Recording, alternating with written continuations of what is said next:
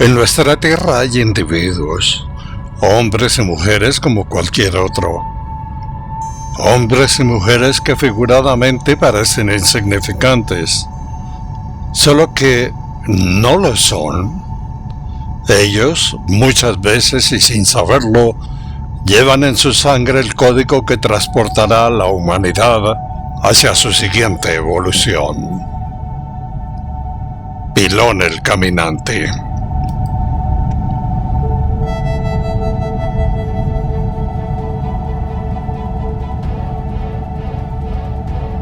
Hola, para mí es un verdadero placer recibirlos nuevamente con Cuentos de la Noche o Noche de Cuentos.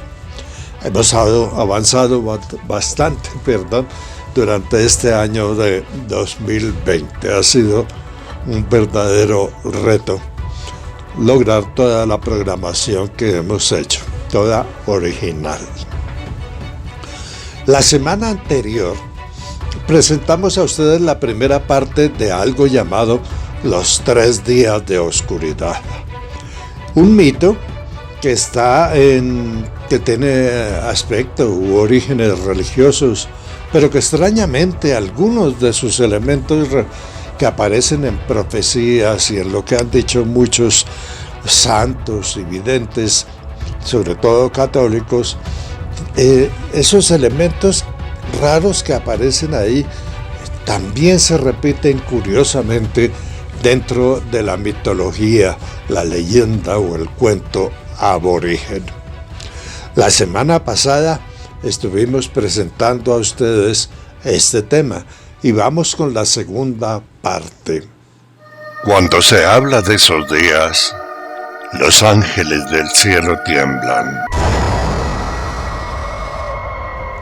Esa palabrita, esa frase que dice, cuando se habla de esos días, los ángeles del cielo tiemblan, le fue dada a una santa de la religión católica, por lo que decía ella, la Virgen María. Hablando sobre ese tema, ella le dijo, cuando en el cielo se habla de ese tema, de esos días, los ángeles tiemblan. Vamos con la primera profecía. Recuerden que las profecías se pueden cambiar y profecías son. La primera profecía es de una santa que, aunque yo no practico la religión católica, es mi favorita. Una niñita que ojalá ustedes lean su biografía.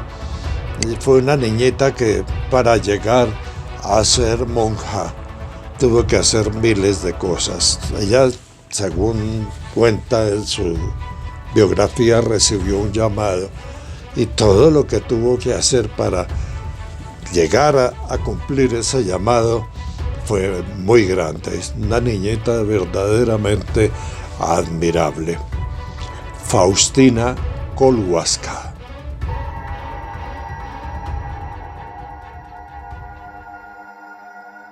Profecía de Santa Faustina Kowalska. Santa Faustina, 1905-1938. Nació en Polonia. A los 20 años entró en la congregación de la Madre de Dios de la Misericordia y allí vivió hasta su muerte el 5 de octubre de 1938. En una de sus muchas profecías, ella dice así: habrá una señal en el cielo dada a los hombres. Toda luz será apagada en el firmamento y en la tierra. Entonces, en el cielo aparecerá el signo de la cruz, y de los orificios donde fueron clavadas las manos y pies del Salvador saldrán grandes luces, luminarias que durante algún tiempo iluminarán la tierra. Y esto sucederá un poco antes del último día. Profecía de Santa Faustina. Y en ella dice: toda luz será apagada en el firmamento y en la tierra.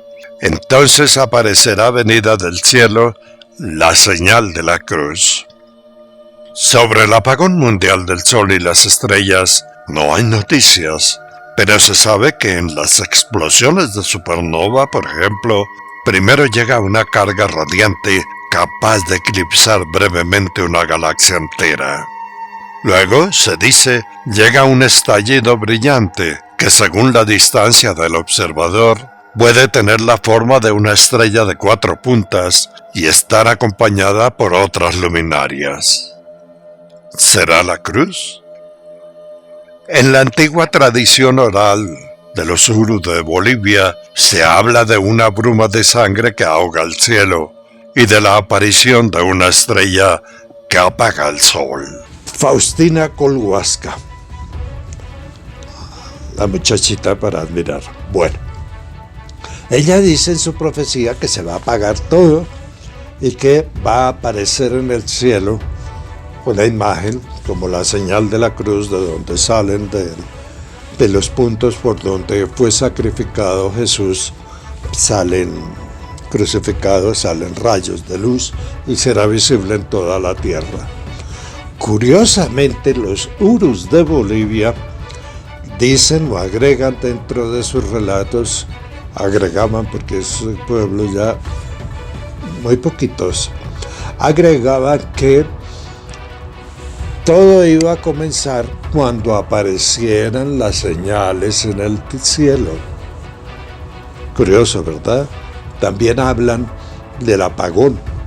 Y si ustedes se remiten a Ezequiel, el primero o segundo relato de Ezequiel en nuestro canal, podrán también escuchar que hubo como un apagón. Sigamos ahora con Elena Ailó. Cuando se habla de esos días, los ángeles del cielo tiemblan.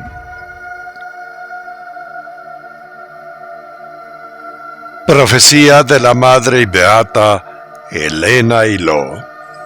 Entre sus profecías y avisos, Sor Elena advirtió de la Segunda Guerra Mundial y el trágico final de Mussolini, el dictador italiano que murió fusilado en el año de 1945.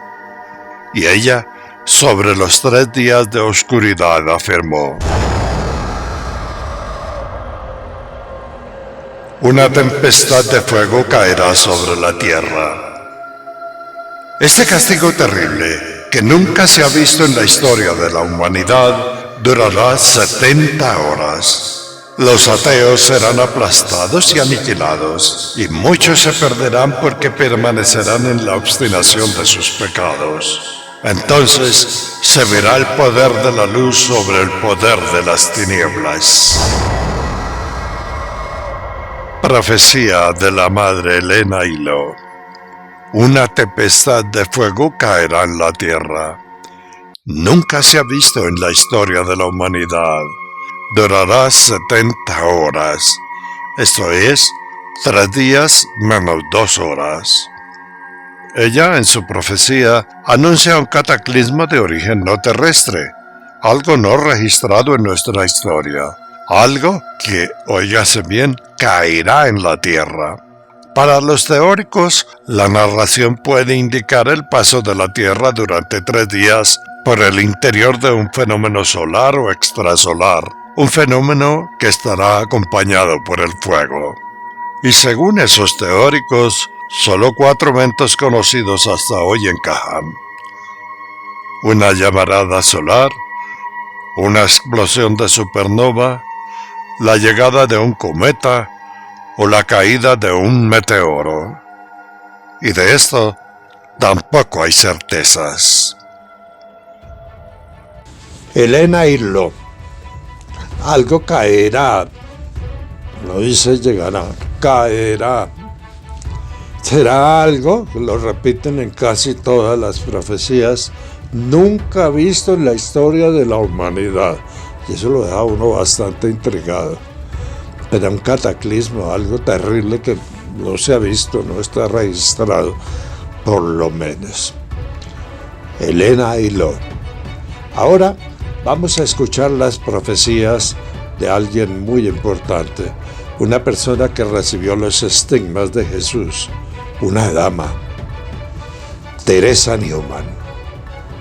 Cuando se habla de esos días, los ángeles del cielo tiemblan. Profecía de Santa Teresa Newman. Teresa Newman, 1898-1972, campesina y estigmatizada alemana. Y en su mensaje dado en 1952, dice así: es próximo a caer sobre el mundo un castigo terrible que excederá a cuanto haya acontecido en la historia de la humanidad. Un castigo que el mismo Señor Jesucristo lo calificó como un juicio final en miniatura. Profecía de Teresa Newman. Y en su mensaje aclara que el suceso no se ha registrado en la historia humana. Y literalmente, esto podría significar que no se ha visto en los últimos 6.000 o 7.000 años, que es cuando se inicia el registro histórico de la humanidad. Hasta hoy, el único castigo terrible registrado en la mítica humana es el diluvio universal, un acontecimiento común a casi todas las culturas del mundo. La tradición oral de los urus de Bolivia habla no de uno, sino de varios castigos que han destruido a más de una humanidad. Un castigo terrible que excederá a cuanto haya acontecido en la historia de la humanidad. Nuevamente eso que lo deja uno muy entregado. Meteorito, explosión de supernova, llamarada solar. Pero esas cosas hoy sabemos que se han pasado. ¿A qué se referirá? ¿A qué se referirán? Y está, como lo han notado ustedes, en casi todo lo que dicen los santos y los videntes. Bueno, y vamos ahora con la siguiente profecía. La siguiente profecía, que es de Ana María Taigi, una persona que murió hace mucho tiempo y cuyo cuerpo, aún se conserva. Escuchemos. Cuando se habla de esos días, los ángeles del cielo tiemblan. Beata Ana María Taigi. Su cuerpo se conserva aún incorrupto en Roma. Según la historia, Ana María empieza a ver el futuro en medio de un globo de fuego que se le aparecía, y con él, o gracias a él, predijo la caída de Napoleón. En su profecía, la beata dice así: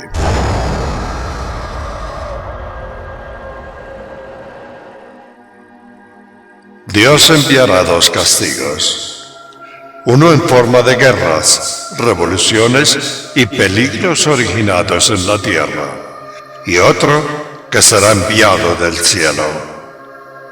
Vendrá sobre la tierra una oscuridad intensa que durará 3 días y 3 noches. Nada será visible y el aire se volverá pestilente y nocivo y dañará a los enemigos y no enemigos de la religión. Durante los 3 días de tinieblas, la luz artificial será imposible. Solo las velas benditas alumbrarán. Durante estos 3 días de tinieblas, los fieles deben permanecer en sus casas, rezando y pidiendo misericordia.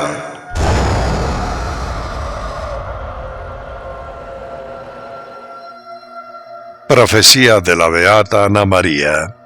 Habla de 2 castigos, uno de guerras y revoluciones en la tierra, y otro que llegará del cielo. En el último castigo habrá 3 días con sus noches en que la tierra se oscurecerá. Y curiosamente, al igual que otras profecías, ella dice que solo las velas benditas alumbrarán. De todo esto, tampoco hay certeza. Beata Ana María Taigi. Bueno, se repiten la historia no se ha visto. Y al igual, y ya lo han escuchado ustedes en otras, solo las velas benditas arderán en esos días de oscuridad. Hay otra cosa que han dicho, por ahí queda como perdidita, y es que afectará a fieles y a infieles por igual. Los fieles pues dicen que se santificarán, los que perezcan en esa gran catástrofe de la que no tenemos ni idea, y los infieles pues se murieron. La historia de las tres velitas se repite mucho. Y de todas estas profecías, la más importante, sin duda alguna, eso consideran muchos, porque resume todo lo que va a ocurrir o da idea de lo que va a ocurrir, es la del Padre Pío de Pietrelcina. Vamos a repetirla. Hemos colocado algunas imágenes de cómo se presentó en uno de mis programas llamado Historias Secretas. Y van a ver ustedes una aproximación a lo que puede ocurrir. Esta es la síntesis de todo lo que supuestamente o se dice va a pasar. Padre Pío de Pietrelcina.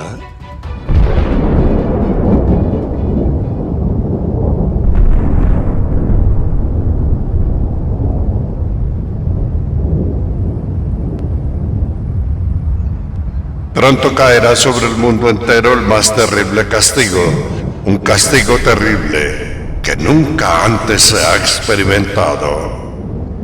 Observad el sol, la luna y las estrellas del cielo, y cuando aparezcan indebidamente alterados y revueltos, deben saber que no está lejos el día.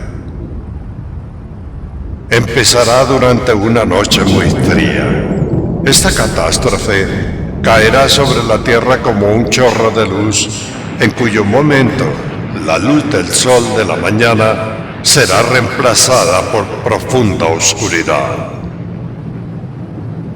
Durante el día, tan pronto como la completa oscuridad se haya introducido, nadie abandonará la casa, ni deberá ver a través de la ventana. La oscuridad durará un día y una noche, seguida por otro día y otra noche y otro día.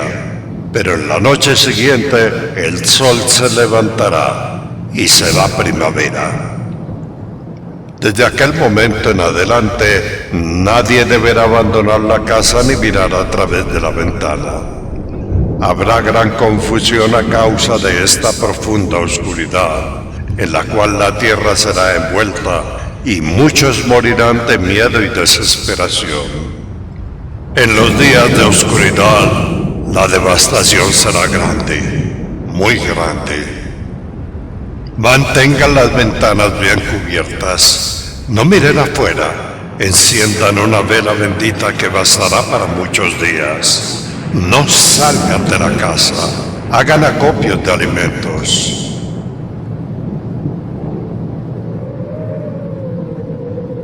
Entonces se desatarán las fuerzas de la naturaleza y una lluvia de fuego hará temblar de miedo a las gentes. Para que estén preparados, les daré los siguientes signos e instrucciones. La noche será muy fría, el viento rugirá y a continuación se oirán rayos y centellas. Cierren las puertas y ventanas y no hablen a nadie fuera de la casa. No miren durante el terremoto. Huracanes de fuego se derramarán a través de las nubes y se extenderán por toda la tierra durante 2 días. Una lluvia ininterrumpida de fuego tendrá lugar. El viento traerá consigo gases envenenados que serán difundidos por la tierra entera, pero al cabo de 3 noches, el terremoto y el fuego cesarán. Después de estos días, el sol volverá a brillar y los ángeles descenderán del cielo y extenderán el espíritu de paz sobre la tierra. Padre Pío de Pietrelcina. Hay una cosa al final que es muy importante, que cuando pase todo este asunto terrible, los ángeles descenderán del cielo y un nuevo espíritu de paz cobijará la tierra. Eso es más o menos lo que dice. Curiosamente, en el mito aborigen suramericano de Colombia, Bolivia y Ecuador, se habla de dioses que descienden del cielo. Eso lo hablan cuando ocurrió la gran inundación, que se llama dentro del mito. Dioses que descienden del cielo para ayudar a los sobrevivientes, para enseñarles, para educarlos. Eso está en las historias de Ezequiel en nuestro canal. Él lo explica más o menos bien. Ángeles, dioses, bajan a ayudar después de la catástrofe. La pregunta es, ¿por qué no pueden detener esa catástrofe si tienen tanto poder? No se sabe. ¿Es una catástrofe originada por Dios, un castigo como dicen? No se sabe. ¿Es algo natural, algo que ocurre en la naturaleza? Es posible. A lo largo de la historia de la Tierra todo se repite. Hay ciclos de desastres, ciclos de levantada, de auge, y luego una y otra vez los desastres diferentes se repiten. La verdad, no se sabe exactamente qué es y cómo será. De este tema de los 3 días, más adelante, no ahora en estos días, vamos a continuar hablando, pero ya con la versión extraterrestre. Lo que tiene que ver con lo que llaman los ufólogos o los ovniólogos con la recolección, el rescate, que lo mencionan en las profecías de la Virgen. Extenderé mi sagrado manto y recogeré a un pequeño rebaño de mi pueblo. El mito suramericano, el mito aborigen suramericano, dice que hay una recolección y que así la hubo en el diluvio. Y en el desastre de hace 6.000 o 7.000 años, del cual no he hablado aún todavía, también llegan y rescatan una cantidad de gente, de personas, animales y cosas. Vayan ustedes a ver. Hay que pensar mucho en este tema y hay que analizar cada palabrita de las profecías. En cada palabrita, en cada frase, puede haber una clave. Bueno, y llegó el momento de la Carmelinita de Los Ángeles. 4 niñas preciosas. Durante los 3 últimos programas, creo, he insistido mucho en el vestido que usan. Ese mono que les dieron, que ellas llaman pijama, que tiene botas y tiene guantes y cambia de colores. Y no lo han visto todavía, pero también puede cambiar la fisonomía de la persona. Ese traje es muy importante.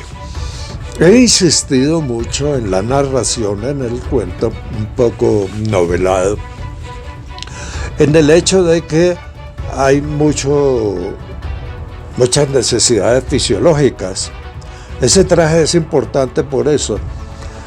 Dentro de lo que yo he podido averiguar, el famoso trajecito, la famosa pijama, tiene la capacidad de disolver, o no sé cómo lo hará, y devolver al organismo los desechos. Y entonces la necesidad de agua y la necesidad de comida o alimentación se disminuye. Con lo que sobre no tengo ni idea qué pasa. Lo otro, ese trajecito, como lo veremos más adelante, además de cubrir las necesidades fisiológicas, tiene la capacidad de cambiar los rostros, tiene la capacidad de cambiar la configuración de la persona. Alguien me decía, no es que es un traje o una pijama inteligente. Parece ser que sí.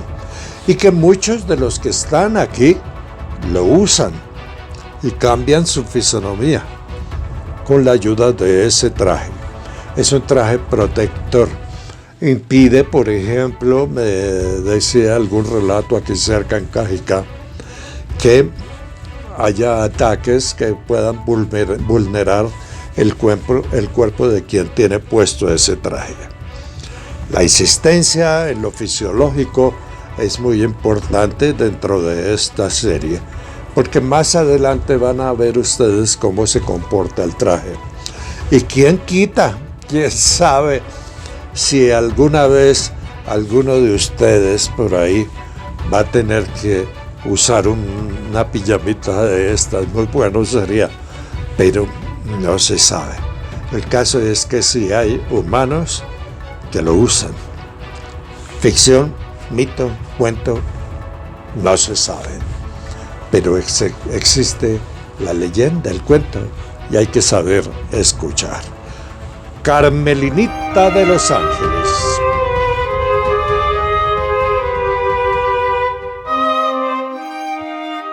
Carmelina de los Ángeles, episodio 17.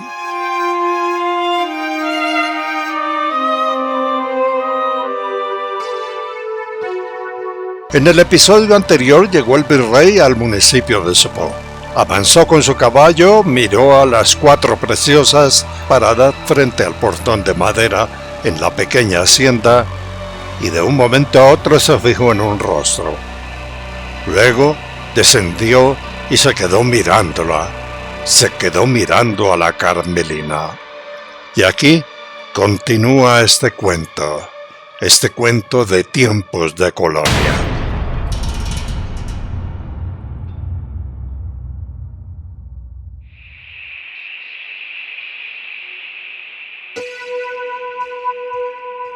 El virrey, abriendo los ojos como si la reconociera, exclamó: ¡Carmelina Gascón! ¡Carmelina Gascón! El engreído me reconoció, pensó Carmelinita. Entonces bajó los ojos y, luchando contra su altanería pasada, hizo una reverencia, y al hacerlo casi se cae. El virrey, aún con los ojos muy abiertos en un acto rápido de amabilidad y cortesía, al ver que se iba hacia adelante, la tomó suavemente por los hombros y entonces le dijo: Carmelina Gascón, no sabes la alegría que me da verte, y mucho más al verte tan bella y esbelta. Ante tanta amabilidad y piropos, a la Carmelina casi se le doblan las corvas. Entonces, como si supiera, la pijama color carne que vestía en el interior de su ropa se templó, se puso rígida y la sostuvo. Y cosa rara, la urgencia urinaria que tenía desapareció. Era como si ya hubiera hecho chichi. La Rafaela, la Gabriela princesa y la japonesa permanecían agachadas en reverencia. No miraban al virrey, y el virrey no vio sus rostros. En ese momento, la Gabriela princesa de la corte española sintió ganas de encarar al José Solís y decirle quién era. Decirle que era él quien tenía que hacerle reverencias y no ella a él. Pero, recordando las palabras del señor no conocido de nadie, el juez o don Diego, quien le había dicho que no debía ser reconocida hasta que él se lo dijera, Gabriela siguió agachada. Detrás del virrey, el secretario Churriento había descendido de su cabalgadura y, puesto detrás de José Solís, miraba y escuchaba sorprendido. No podía creer que su amor soñado fuera la Carmelina regordeta y altanera que había conocido en la capital. Tras ellos, las personas que se habían reunido para saludar escucharon: ¡Carmelina Gascón! ¡Carmelina Gascón!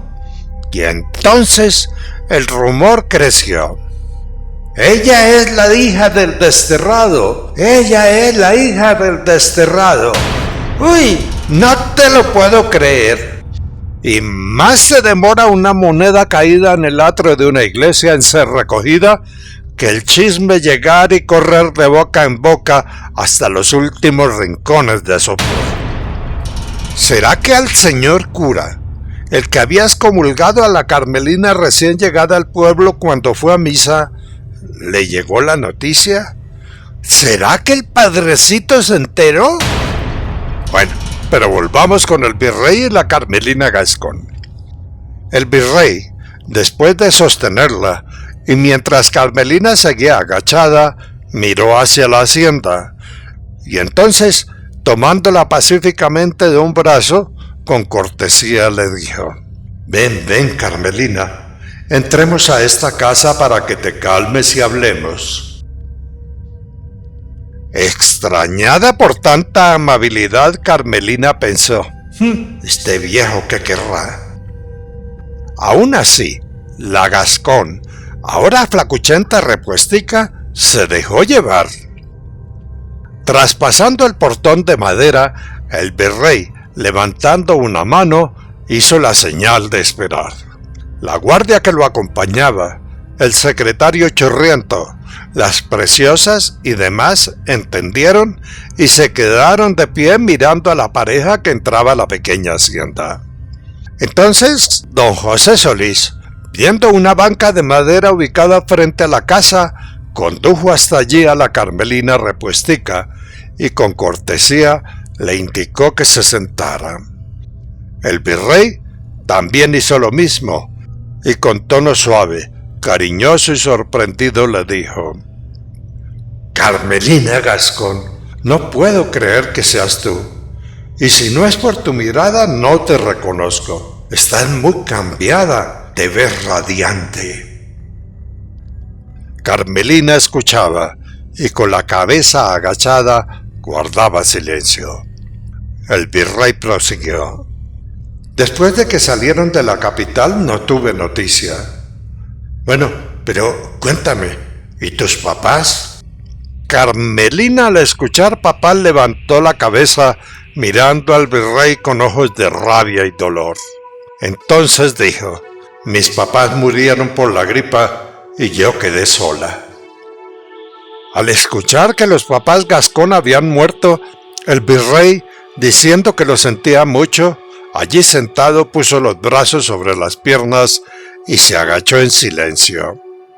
Como no decía nada, Carmelinita continuó. Siguió contándole su historia al virrey, que escuchaba en actitud de compungido.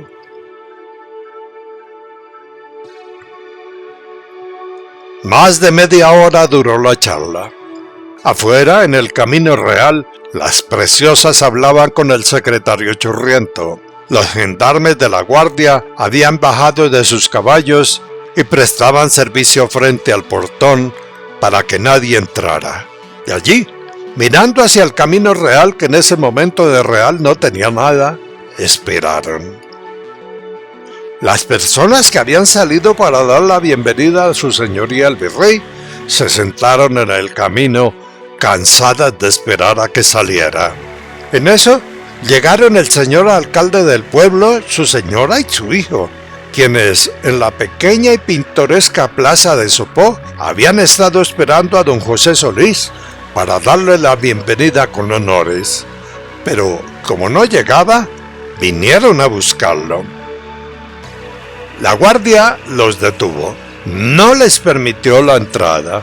Entonces la Rafaela, la niña indígena, se acercó a la alcaldesa y, recibiendo un efusivo abrazo del niño, al que ella le había dado agua cuando estaba enfermo, le contó a la señora esposa del alcalde lo que pasaba. Esto lo hizo sin mencionar nada de la Carmelinita Gascón recién reconocida. La verdad es que Rafaelita y el Churriento eran los únicos que conocían la historia.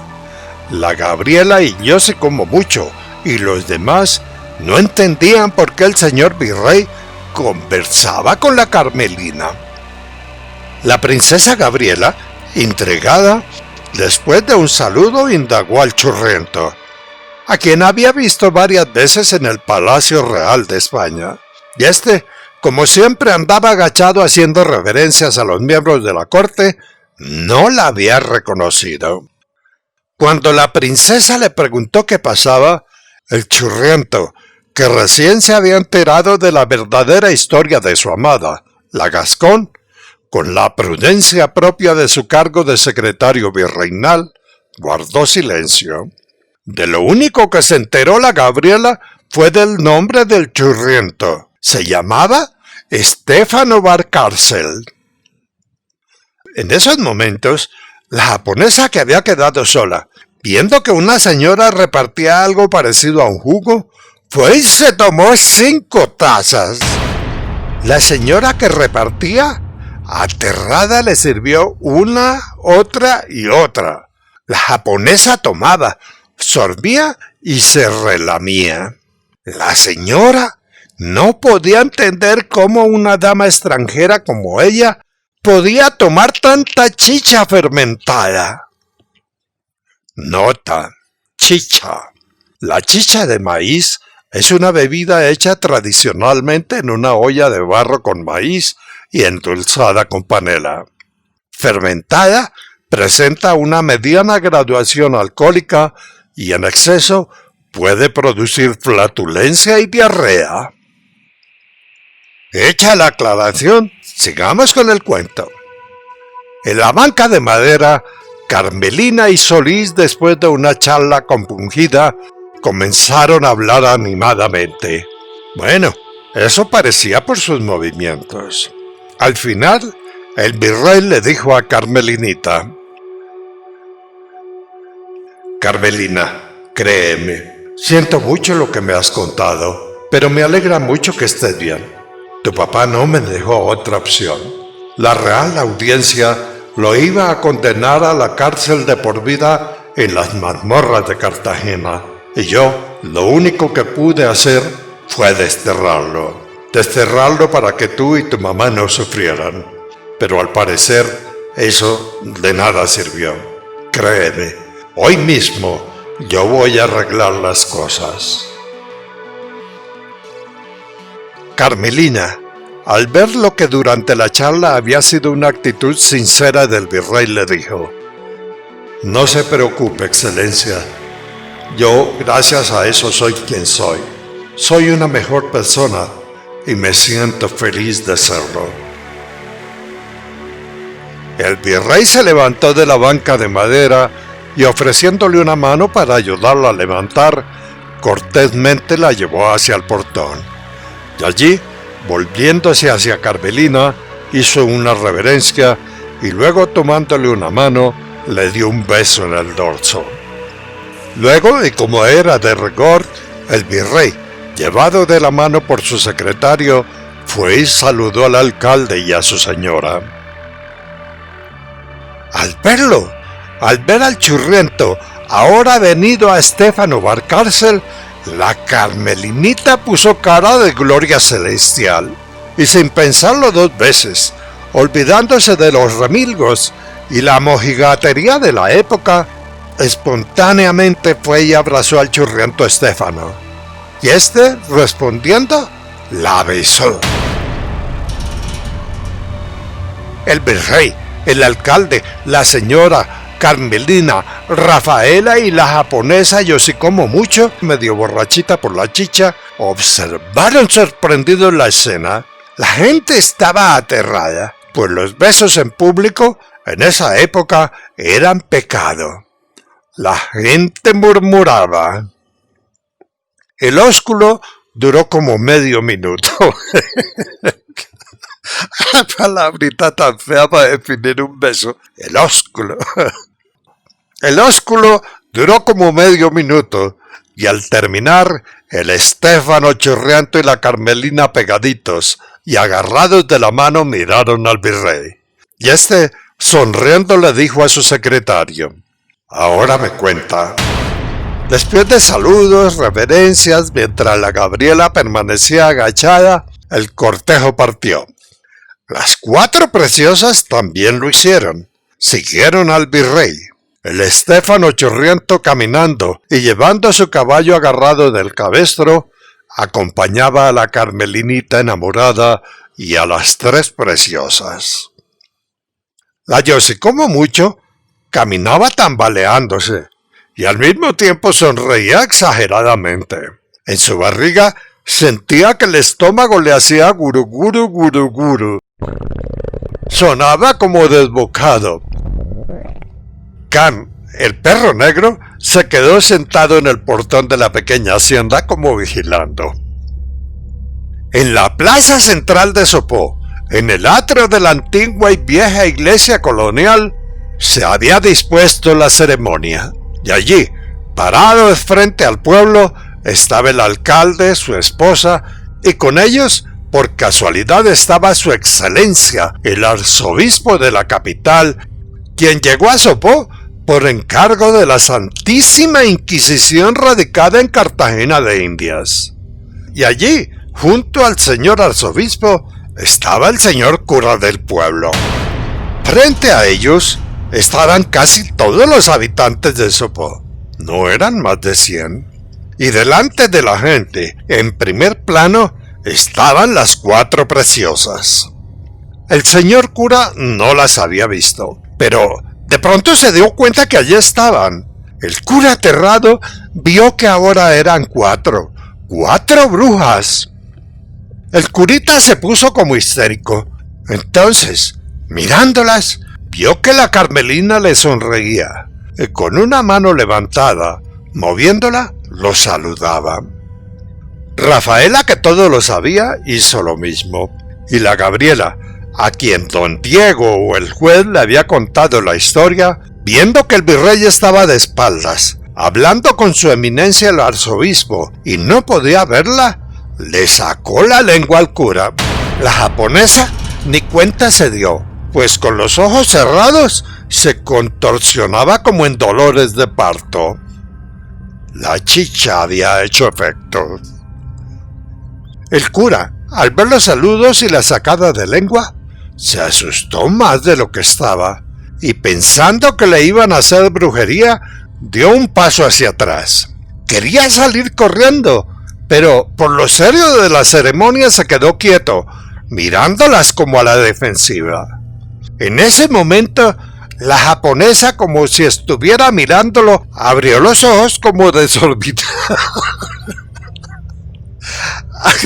Abrió los ojos como desorbitados mientras se contorsionaba. Entonces, en la plaza, que en ese preciso momento estaba en silencio, se escuchó un largo, cavernoso y profundo sonido que retumbó como un trueno.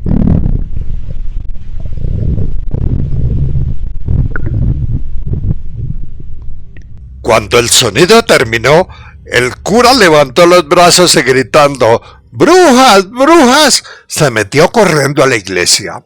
Entonces la Carmelina y la Gabriela miraron a la nipona, y la Rafaela, la niña indígena, acercándose le dijo en secreto: «Levanta la rodilla».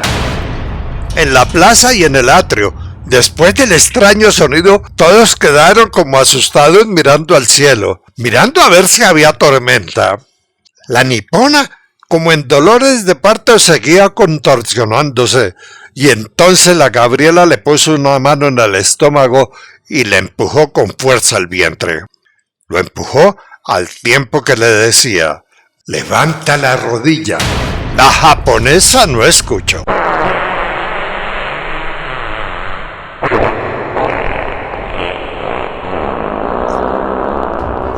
En la plaza, todos quedaron aterrados nuevamente. Luego del retumbo, que no tenía ningún olor, la japonesa puso cara de placer y sonrió nuevamente.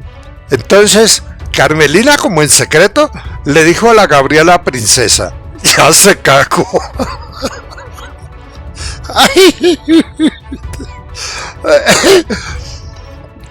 Sigo.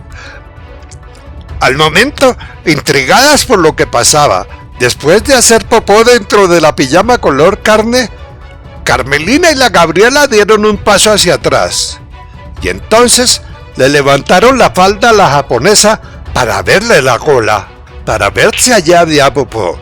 La Rafaela, viéndolas, soltó la carcajada, y de un manotazo rápidamente le bajó la falda a la nipona. El público ubicado detrás de ellas observaba aterrado la pecaminosa escena. Entonces Rafaela le dijo a las otras preciosas: «Se me olvidó decirles que cuando tengan la pijama puesta, no tomen bebidas alcohólicas.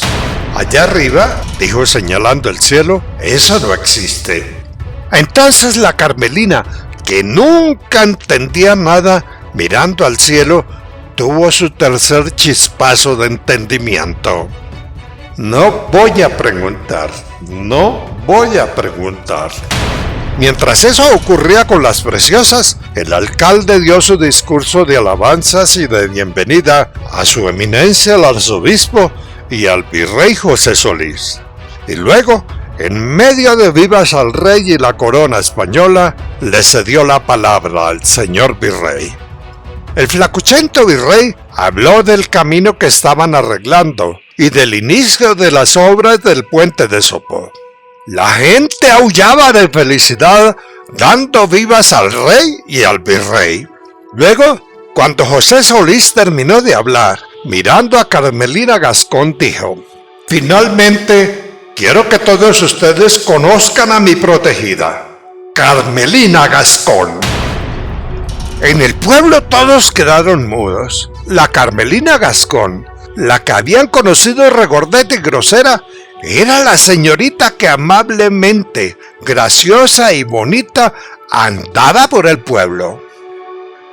El cura, que se había metido asustado en la iglesia, ni se enteró de lo que sucedía.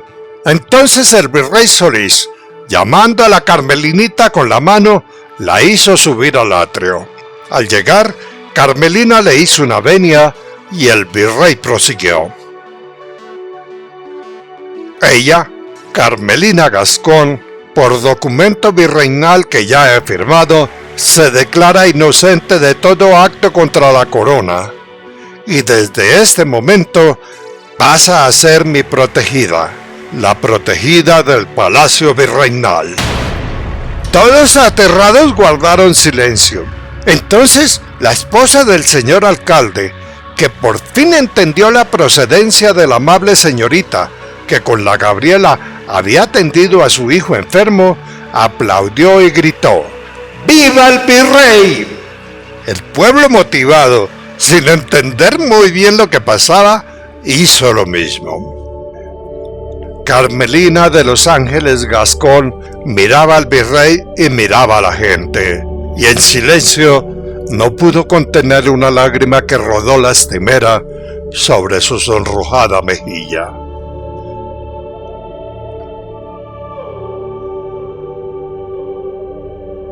Eso pasaba en la plaza. Dentro de la pequeña, rústica y colonial iglesia de esa época, el padrecito, asustado por las brujas, por orden del arzobispo, ordenaba la nave central con una mesa, mantel y candelabros, además de varias sillas. El padrecito ni se enteró de la orden del virrey, ni sabía que habían llegado las cartas de la Santa Inquisición en Cartagena de Indias. Él solo pensaba en las brujas y rogaba al cielo para que un día fueran condenadas. Este cuento continuará.